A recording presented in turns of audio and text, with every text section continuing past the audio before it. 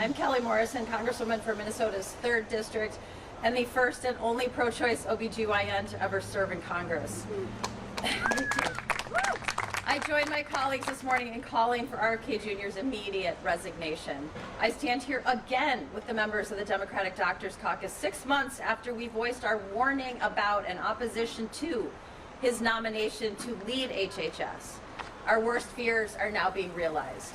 There needs to be a point in which we all stop and say, this is unequivocally disqualifying.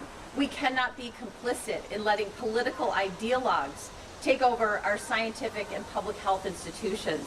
We just had the firing of one of the nation's top scientists because she refused to put a political agenda over protecting public health. We've had an exodus of senior agency officials who said they could no longer work in RFK Jr.'s environment of weaponizing public health for political gain and putting millions of American lives at risk. We have had a complete political takeover of our nation's top health agency. This is the truth of where we are. What we've been hearing from the federal health officials whistleblowing about RFK Jr.'s leadership at HHS is horrifying. We have to listen to what they're telling us. RFK Jr. is literally orchestrating the destruction of public health care in the United States. He is completely undermining globally respected health institutions like CDC. He is taking us from being a leader in the world to at best an absolute mockery and at worst a danger. Vaccines are modern miracles that keep us from dying of preventable diseases.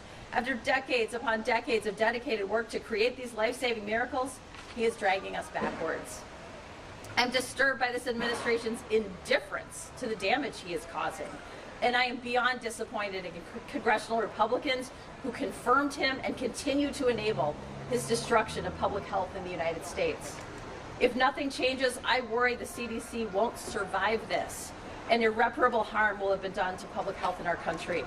So we must be clear-eyed about the danger we are in, and we all need to speak out.